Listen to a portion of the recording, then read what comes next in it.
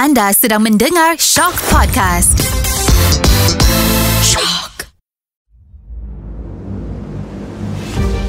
Selamat datang, selamat mendengar ke podcast Kerusi Goyang. Kerusi itu tidak selalunya kukuh, tidak selalunya utuh. Kadang-kadang ia bergoyang juga. Kerusi Goyang mengupas isu-isu semasa masyarakat supaya menjadi iktibar dan panduan untuk kita. Kerusi itu tetap bergoyang.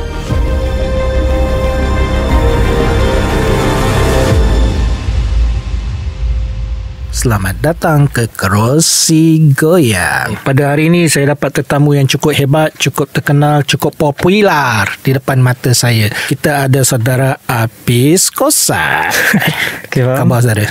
Alhamdulillah. Sihat dah? Sihat. Macam mana boleh dapat nama Apis Kossai ni? Cerita sikit.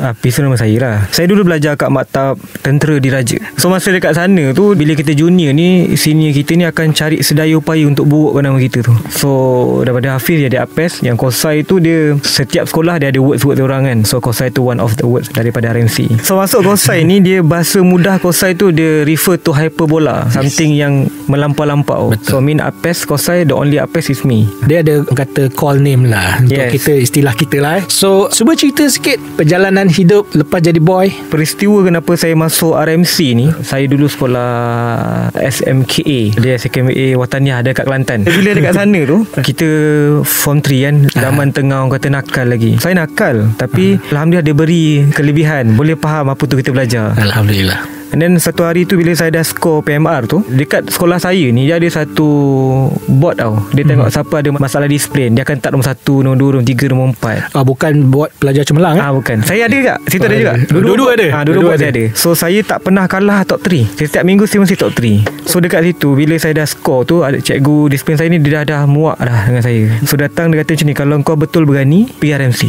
Wah, dia cabar macam tu. Kita tak tahu apa tu RMC. Okay, saya pergi baru kau tahu hidup kat sana macam mana.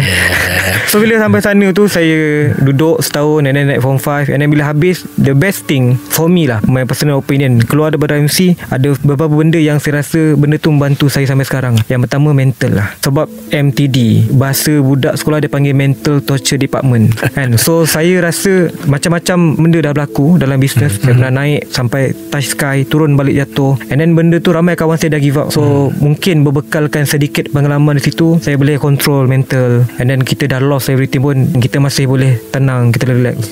Mula berniaga lepas menjadi boy ataupun selepas tamat pengajian? Masa boy dah start sikit-sikit. So lepas habis RMC tu, saya sambung pengajian dekat UTP bahagian Business Information System. So bila kat sana tu, saya dah start. Masa sampai Petronas tu, saya tanya, kalau saya graduate daripada UTP ni, pergi ke Petronas, berapa gaji saya dapat? Masuk-masuk dah tanya dah? Saya tanya benda tu first. Kalau starting around 3,000 plus kan. Saya kata that's not enough. So start dari tu saya develop skill perniagaan lah. Yang paling best ni, saya pernah capai ultimate dia waktu saya belajar pun saya dah pakai FLAD. So saya tengok business ni dia boleh change your life. Bad boleh, good pun boleh. UTP dia berniaga apa pula tu? Saya ambil semua kereta sewa satu tempat tu, saya letak bawah saya semua. Dekat situ ada UiTM Perak.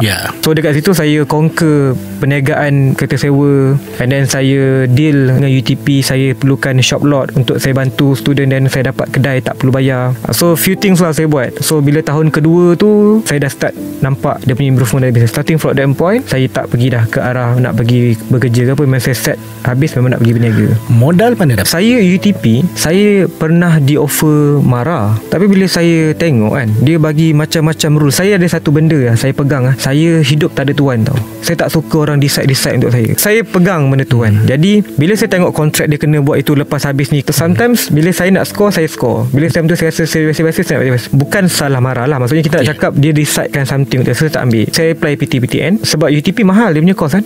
Satu SEM boleh cover sampai 4 SEM UiTM, 5 SEM UiTM satu SEM dia kan. Bila saya dapat tu, yang best dia tak transfer dekat you, dia transfer ke akaun saya. Terus ke akaun peribadi lah. So bila situ saya timing. Saya timing. So kita kalau kita kurang ambil subjek, maka kurang lah fees for that SEM kan.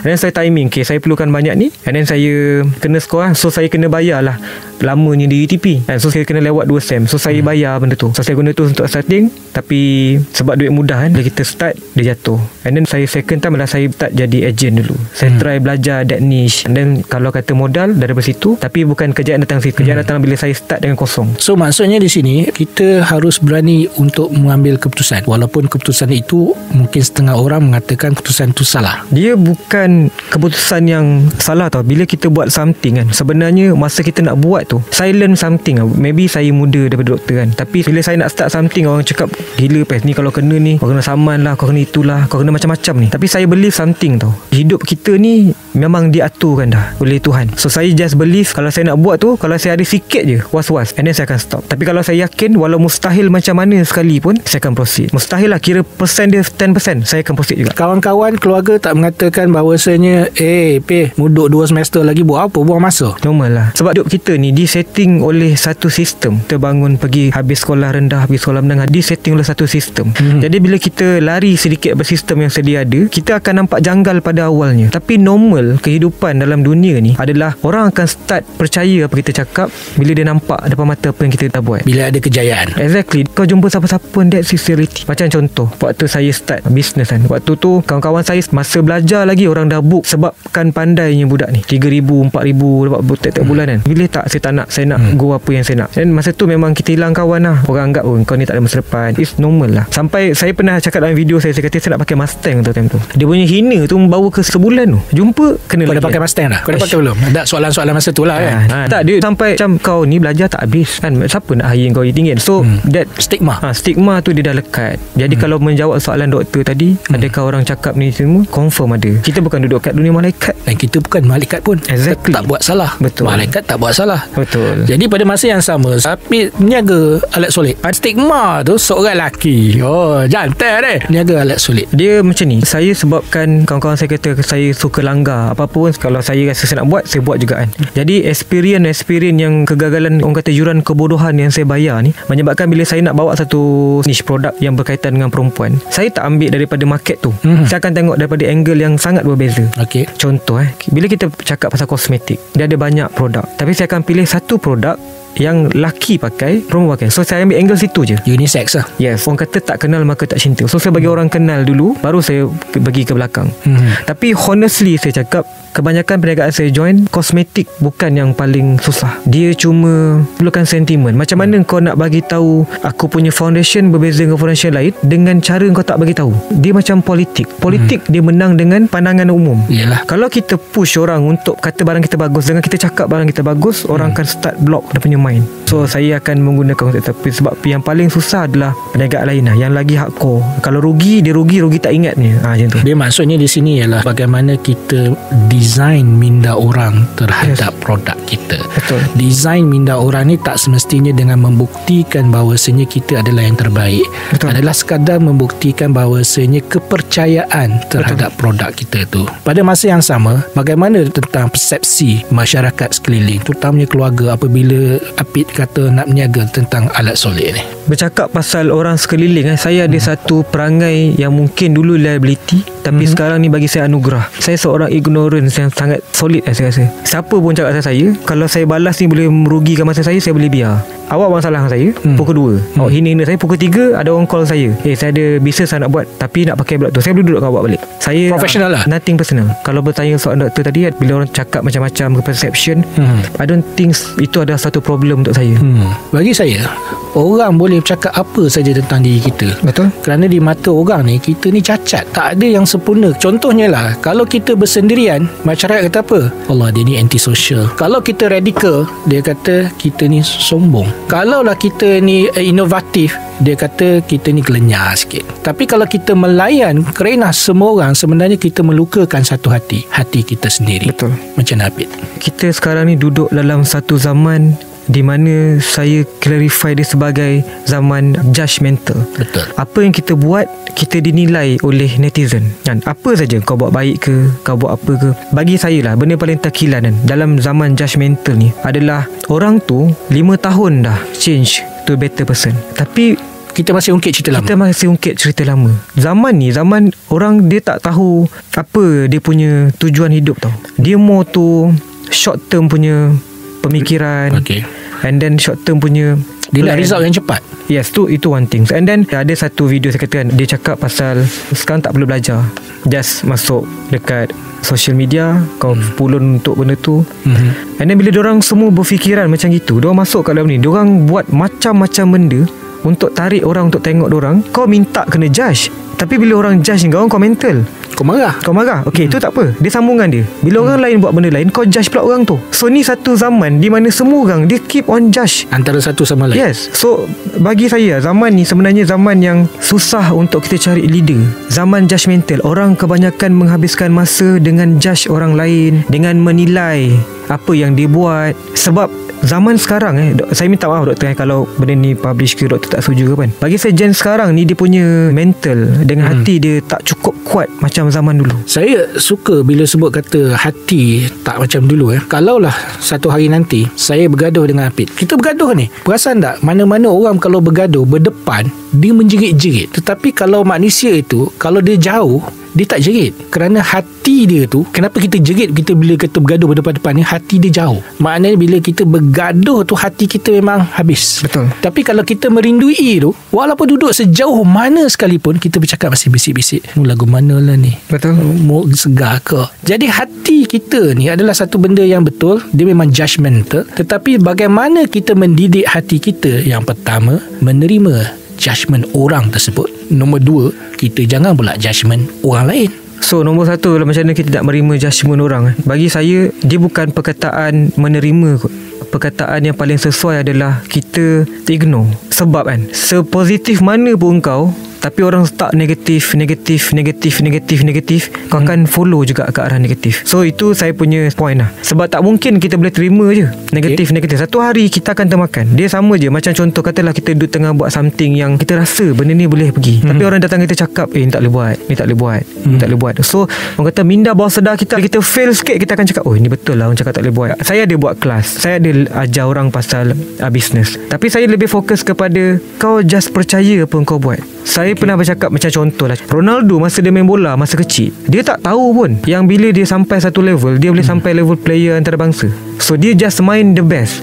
So untuk saya, kalau apa orang nak buat di zaman judgemental ni, kau just fokus apa kau nak buat, tanpa kau perlu fikir pun apa orang cakap. Saya nak bagi satu analogi yang lain, kalau Hafiz boleh terima lah. Boleh. Kita cakap bahasa kita lah. Kapal tu, dia tidak akan tenggelam disebabkan oleh air yang berada di sekeliling dia. Kapal, sampan, atau lagu apa pun kita panggil benda tu, yang terapung tu hanya akan tenggelam apabila air masuk ke dalam kapal tersebut. Manusia ni, dia okey kalau yang keliling dia nak cakap apa pun cakap lah. Tetapi apabila satu masuk dalam bala otak dia, maka dia akan jadi lunyai. Betul. Dia dah tak boleh terima, dia dah tak boleh nak fikir, dia tak boleh nak accept, dan menyebabkan dia lemah, hilang kredibiliti sebagai manusia yang mempunyai jiwa yang kental. Kita nak kena block benda ni. Tak ada orang yang tak cakap pasal kita. Semua orang cakap pasal kita. Mak bapak kita pun cakap pasal kita. Betul. Sampai sekarang pun mak bapak tak akan kata, apa jadi pada anak aku ni? Anak aku ni okey dah. Pasal tu dia mengangkat tangan berdoakan kita setiap hari, kerana dia mengharapkan yang terbaik untuk diri kita. Kita boleh terima benda tu. Tetapi untuk kita menjadi kental ni, kita nak kena block. Ada minda yang boleh block. Saya setuju dengan perkataan Apit tadi, kata ignore. Tapi again, sekali lagi, kita bukan malaikat, kita still manusia. Nak menjadikan satu dinding tembok pemisah antara kata-kata orang dengan kepercayaan yang ada pada hati kita ini bukan mudah. Mungkin pengalaman Apit sendiri lah boleh cerita macam mana kita nak buat benda tu. Dulu saya pernah diviralkan, dipanggil seorang penipu sebab saya mengajar satu teknik marketing yang tak diterima pada zaman itu. Okay. Viral zaman Facebook dulu habis. Saya kena hentam. Daripada 10 yang saya ajar, hanya 2 yang jadi, 8 fail. Dia fail bukan sebab ideologi, dia fail sebab dia terikut-ikut orang cakap, tak boleh cara ni orang tak pakai. Okay. Pada awalnya jadi, bila dia jumpa kawan, tak boleh cara ni, tak betul kan. So saya pernah dihentam kiri kanan sampai kawan-kawan call, teruk ni kau kena ni kan. Masa tu saya 3 hari saya down, saya sampai tidur di masjid. So nak cari ketenangan lah. Cari ketenangan, dan saya tak nak jumpa dengan orang. Kalau kita pergi kedai makan sekeliling kita nampak orang, kita jumpa orang cakap lagi benda ni. Yes. So kalau saya duduk kat masjid, saya susah jumpa kawan-kawan pada masa tu. Hari ketiga rasanya saya berjumpa dia, ustaz ke, tapi saya jumpa dia sekali tu je.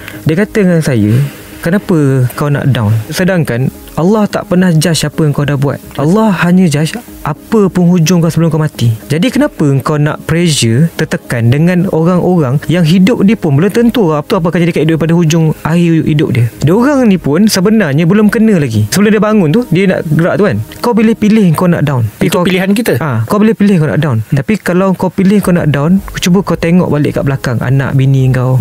Kan, apa yang akan jadi kat diorang. So dekat situ saya start belajar macam mana nak control diri. Saya belajar bisnes kan. Ramai orang belajar bisnes, pergi kelas marketing. Saya hanya 3 benda je saya betul-betul fokus. Pertama, control diri. Macam-macam orang offer, invest banyak ni kan. Saya control diri untuk say, aku tak hidup dengan pemberian kau, aku hidup dengan apa yang aku percaya. So far pada permulaan memang susah, tapi at the end kita tahu apa yang kita buat dan tak bebankan kita. Itu yang pertama. Yang kedua, saya tak belajar marketing, saya belajar the art of war. Betul-betul faham the art of war original. Dia punya statement adalah macam mana tak bagi musuh kau naik. Kalau dalam bisnes kita ada blue ocean strategy, kita ada red ocean strategy.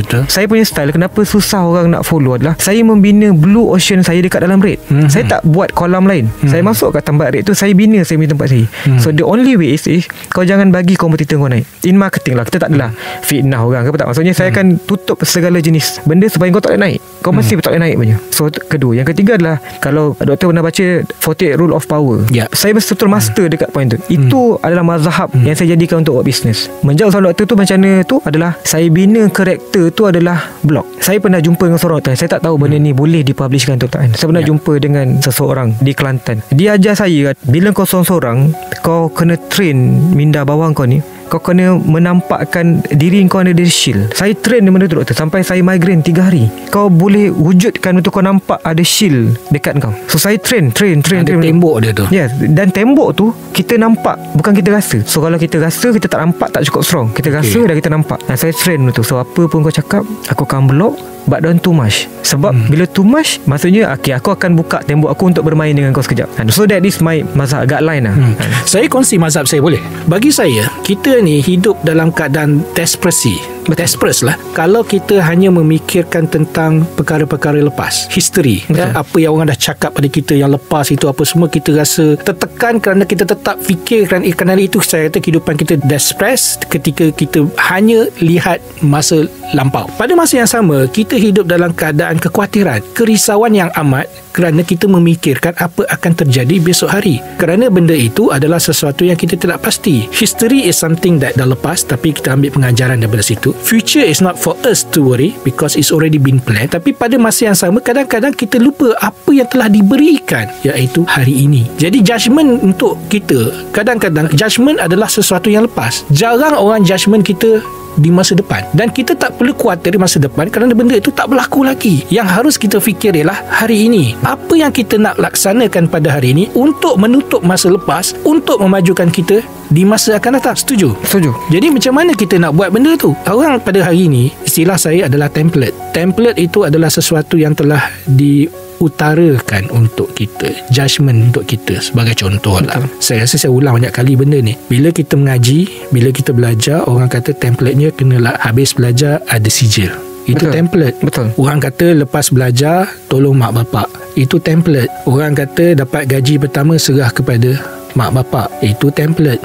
Tapi tak pernah orang tanya kita apa yang kita rencanakan dalam kehidupan kita. Itu persoalannya. Dia template dan sistem. Kita dah wujud. Kita ni dia setting. Ni lari sikit. Kadang-kadang saya join tabligh kan. Alhamdulillah. Saya tengok dekat sana ramai orang, ramai budak tak solat. Jadi perbincangan dia, orang tanya saya, kenapa benda terjadi pas? Kau ada experience dekat dalam maktab, kau ada experience dekat sekolah agama. Dan even saya pernah masuk sekolah pondok juga kan.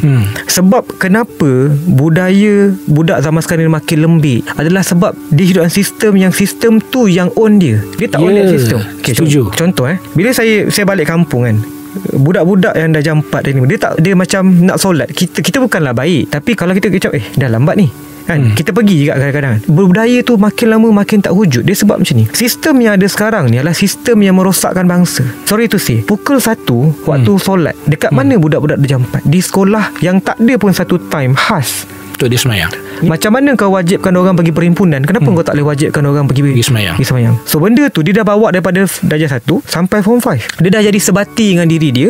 Kerja dulu, follow rule yang dah ditetapkan. Ini sistem dia.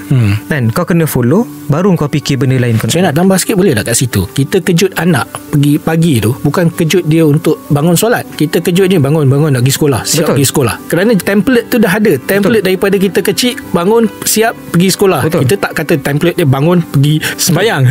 Betul. Itu yang menyebabkan minda kita bila pagi tu, tambah kalau bukan hari sekolah, minda kita blok. Minda kita ini tak sekolah, kenapa harus bangun pagi? Sedangkan wajib bangun pagi itu untuk solat. Zaman yang di mana value dah tak ada. Kalau kita tengok zaman gen sekarang ni, dia lebih macam enjoy tau. Dia tak lalu fasa sebelum aku enjoy, aku kena lalu fasa susah. Diorang tak ada. Diorang macam all the time kita akan nampak dengan phone, then thinking about how to create good content. Kau tak dapat dia depress. Zaman saya muda, zaman saya masih budak kan, saya tak pernah tahu apa maksud depress. Maksudnya budak kita enjoy my life kan. Kena marah, kena rotan, masa tu nangis, keluar gelak balik. Itu life kita. Life biasa tak jantan lah, tak kena kan. Keluar gelak kan. Zaman sekarang kan, kena kecam sikit, depress. Kau tahu pula nama ubat depress tu. Pasal tu kita banyak sangat sakit mental akhirnya. Yes, exactly. So, pasal kita membiarkan air yang berada di sekeliling kapal itu masuk dalam kapal. Benda ni kena ada someone yang menggerakkan. Macam saya sentuhan, saya hari Jumaat apa pun jadi, saya tak akan bagi anak saya sekolah. Laki kena pergi solat Jumaat. Dekat sana nanti Allah tak tanya berapa PMR kau. Betul tak? Nanti kalau kau tak solat, aku yang kena jawab. Aku pun banyak silap aku dulu. Yang masa lepas yang menyebabkan kita depressed tu masih ada lagi. So nak kena tak betul. So saya cuba keluar daripada sistem. Sama macam tadi saya jawab, kenapa saya dikecam senyap 2 orang jadi yang lebih rendah idean. Pada masa tu saya terfikir, saya plan satu modul marketing yang saya kata siapa boleh apply benda ni, saya jamin dia akan naik. Saya test dengan seorang pelanggan. Dia tak beritahu doktor kesinambungan cerita tadi. Bila saya bagi tahu, ada satu klien saya daripada Kemaman, tak salah saya. Seller daripada 200,000 jadi 1.2 juta satu bulan saya touch. Rezeki dia kan. Tadi saya rasa macam happy. Dia dapat 1 juta, kita tak dapat 1 juta. Kita cuma consultant saja. And bulan kedua, bulan ketiga dia tak datang kelas, dia tak nak datang. And bulan keempat dia pergi gathering dengan founder-founder ni lah. Dia cuba balik kepada benda yang dia dah buat before jumpa saya. And then dia fail. Sebab tu kan, orang ni dia tak boleh stick tau. Dia tak boleh shield. Dia tak ada shield. Kena follow. Orang sekarang tu apa? Benda tak elok, jumpa dia. Benda tak elok, dia masuk semua. Masuk kan. So dia tak edit. So apa saya buat adalah saya stop jadi consultant. Saya buka saya punya perniagaan sendiri. Saya berniaga vape. Jadi kita guna strategi yang berlainan daripada orang. So far Alhamdulillah, dengan kerjasama dia, dengan komitmen dia bagi, based on apa kita buat kan, kita go fastest. Saya rasalah fastest result dalam vape industry. Paling laju pergi. Kenapa? Bukan sebab kita terlalu pandai, tak. Tapi kita mencari kelainan, angle yang lain. So that is the game yang saya cuba sampaikan. Bila kau ada idea, kau tak perlu terima benda lain. Dia akan orang kata gila tak? Dia sebenarnya, saya campur sikit lagi, bukan sekadar ada idea, keyakinan terhadap idea tersebut. Exactly. Dia keyakinan pada diri kau. Ada setengah orang, aku tak boleh capai. Kenapa? Sebab aku datang pada family yang tak kaya. Apa masalah family kau? Betul tak? Tak ada kena-mengena sebenarnya. Tak ada mengena. Apa isu dia? Isu dia adalah kau kawan dengan siapa? Apa pembentukan kau, pemilihan jati diri kau apa? Saya memilih untuk cakap pasal judgemental, doktor. Sebab saya rasa akan susah di masa akan datang kita mencari seorang yang hebat. Dia punya value, dia punya jati diri, dia punya knowledge, dia punya attitude. Susah kita nak tengok. Kita tengok TikTok budak umur 6 tahun dah menari-nari dekat TikTok. So daripada kecil kau dah ajar budak tu macam gitu. Lepas tu, bila besar budak tu tak dengar cakap, kau cakap, kita marah dia pula. Faham? Kau yang membiarkan budaya tu masuk dalam diri kau dan family kau, and then kau mempertikaikan kenapa dia jadi macam itu. So saya suka bawa tajuk ni sebab saya nak bagi tahu dekat pendengar pasal judgemental ni. Kau kena keluar daripada sistem yang ada sekarang. Kena keluar. Siapa yang sangka budak yang saya decide waktu tahun terakhir saya dekat UTP, saya decide untuk back off daripada UTP. Sebab masa tu ayah saya meninggal. So mak saya, dia tak pernah bekerja, jadi dia tak keruan tau. Saya kata okay fine, aku keluar. Orang kau akan lagi miskin, kau nak tolong mak kau semua, kau kena berjaya kan. Satu soalan tak pernah lagi hidup aku pegang prinsip yang bagi rezeki aku dengan kau. Saya kadang-kadang kalau deal dengan saya bisnes orang kata saya kurang ajar. Kau offer lah berapa pun, aku tak ada tuan. Aku tak makan duit kau kan. Kalau aku nak bukan sebab aku nak kau, aku nak sebab aku suka the idea. Saya pernah buat psikologi punya tu kan. Saya punya interest bukan pada duit tau, pada knowledge. Sebab tu orang kata kau orang ajar. Saya Saya dulu saya banyak bergaduh dengan partner saya. Bila orang nak pam nak ambil. Tak, saya tak. Sebab kau pegang yang duit rezeki kau ni, otak kau ni dah diprogram. Kalau nak berniaga kena dengar cakap orang kapitalis. Nak berniaga kena dengar cakap orang kaya. Kau dah set. That's why sampai bila kau jadi penjilat. Sebab kau tak boleh nak stand. Itu je kerja kau. Kalau nak kaya kena jumpa orang ni, kena dengar apa dia cakap. Tak. Dia tu pun dapat duit bukan daripada dia, daripada Tuhan juga. Dan mindset dia dah jadi macam tu.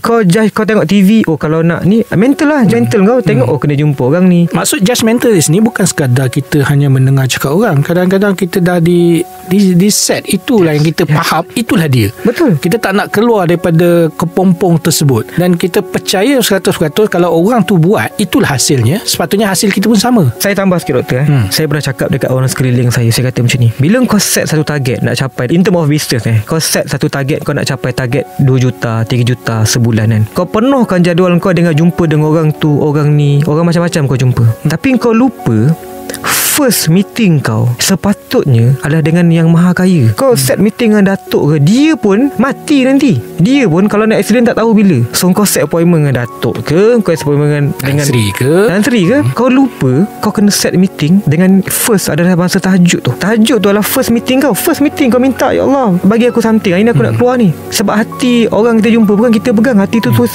atas yang pegang. Saya selalu cakap dengan sekeliling saya, kau nak kaya, kau idea apa, first meeting kau mesti jumpa dengan empunya kepada semua benda ni. Tapi kita tak dikena budaya tu. Kita masih ada budaya bahawasanya semua ni adalah milik kita. Kita lupa semua adalah pinjaman yang diberikan. Betul. Saya pernah sekali menganjing orang cakap, YB nak jumpa kau pukul 4, pukul 3 kau dah ready. Tapi kalau aku suruh kau bangun subuh pukul 6, pukul 7 kau bangun. Kenapa kau tak buat? Kenapa kau tak boleh fikir macam tu? So saya bukanlah baik sangat doktor. Saya pun kadang-kadang ada kita manusia, kan. Tapi at least saya sampaikan something. Sebab first meeting adalah dengan tu, hujung kita hantar report balik. Perbualan kau dengan Tuhan is kau punya hal. Tapi selalu kita hanya ingat Tuhan apabila kita berada dalam masalah, bukan dalam kegembiraan. Saya boleh bagi sedikit quote dengan benda Tuhan. Saya pernah jumpa seorang waktu saya tengah drop, saya tengah naik mendadak, saya hilang semua benda kan. Dia bagi saya ayat kat saya sini, sampai sekarang saya pegang ayat tu. Dia kata, masa kau ada segala benda, masa kau kaya gila, kenapa kau tak cakap dengan Tuhan, ya Allah ya Tuhanku, kenapa kau bagi aku kaya kenapa tak bagi orang lain? Tapi bila kau susah, kau tanya kat atas. Tiba-tiba pula kau tanya kan, kenapa kau bagi aku susah, kenapa kau tak bagi orang lain? So itu normal. Bagi saya lah, pendapat saya untuk maintain benda tu adalah kau kena set satu time untuk tinggalkan kejap dunia ni. Sebab tu saya join tabligh. Bukan saya baik, saya nak kena tablekan yang dunia ni ada empunya dia. Kita perlu pada keyakinan kembali bahawasanya kita harus sedar pinjaman semata-mata. Betul. Saya suka budaya kat tabligh kan. Dia cakap apa Saya makan, sedap lah kambing ni kan. Semua benda yang saya puji, dia akan cakap apa tau? Allah bagi sedap, Allah bagi sedap. Saya masakkan je. Allahu Akbar akhirnya ayat. Kat luar kalau kita hebat lah kau buat PES, Allah Maha Esa jawapannya. Kadang-kadang kita lupa. Kadang-kadang masuk dalam ni, aku hebat. Tak, kau tak hebat. Kau tak hebat pun. Kau kena relax, kau tak hebat. Kan. Saya datang hari ni setuju untuk datang untuk berbincang pasal ni doktor. Mungkin dengan pengalaman doktor kan, adalah untuk sampaikan mesej, jangan hidup dalam sistem yang merugikan kau. Jangan hidup dalam kepura-puraan. Jangan kita lupa bahawasanya kita ada pemilik yang sah. Betul. Kita selalu mengatakan bahawasanya kejayaan yang kita ada pada hari ini adalah ciptaan kita semata-mata. Betul. Kita lupa dia boleh menentukan, dia pemegang Swiss. Dia boleh on, dia boleh off. Betul. Bila-bila masa. So, kita recap apa perbincangan kita pada hari ini, Apit. Kehidupan kita ni tidak boleh lari daripada orang menilai. Itu satu. Orang juga bukan sekadar menilai, dia juga menghukum kita. Betul. Terserah pada diri kita untuk menerima penilaian atau perhukuman orang terhadap diri kita, sama ada kita memilih untuk terus down ataupun kita menjadikan sebagai semangat untuk kita bangkit. Boleh setuju? Betul. Kalau saya boleh tambah sikit sebelum penutup tajuk judgemental ni luas. Saya rasa doktor lebih mahir pasal bidang ni. Apa yang saya boleh cakap dekat sini, saya nak bagi conclusion daripada saya. Kau kena ada gap antara apa yang orang cakap dengan diri kau. Mental kau ni, otak kita ni benda paling mahal yang ada kat kita. Setuju? So kalau kau sendiri tak boleh kontrol kau punya otak, macam mana kau nak kontrol benda lain? Betul. And so saya harap dengan perbincangan ni mungkin doktor boleh bagi lebih lepas ni kepada jangan sekarang yang hidup dalam sistem mental kau di-decide oleh sistem dan template yang sedia ada. Sistem dan template ni saya tak nafikan ada baik, tapi diri kita kena menentukan apa matlamat hujung kita. Apabila kita dapat menentukan matlamat hujung kita, barulah kita punyai perancangan. Bila kita punyai perancangan, barulah kita mencari kaedah untuk melaksanakan. Tapi kita jangan cepat mengalah. Jangan kita terlampau mendengar kata orang sehingga orang yang menentukan hala tuju kita. Kita tak perlu cerita perkara yang baik-baik kepada orang yang sayang pada kita. Kerana orang yang sayang pada kita, dia dah tahu siapa diri kita. Kita tak perlu cerita kita pada orang yang tak suka kita. Kerana bagi mereka, I don't care who you are. Exactly. Tapi apa yang kita perlu ialah bercerita, mengeluh, kisah sedih, kisah gembira kita kepada yang empunya kita. Dunia ini adalah kapet yang telah diberikan untuk kita meletakkan dahi kita bercerita pada yang sentiasa mendengar. Jawapan tetap ada padanya. Kadang-kadang jawapan yang diberikan kita tak pernah sedar. Kerusi itu tidak sentiasa utuh. Kerusi itu kadang-kadang bergoyang. Ambil iktibar daripada kegoyangan tersebut untuk memastikan kerusi yang kita duduk itu kekal utuh. Terima kasih, Hafiz.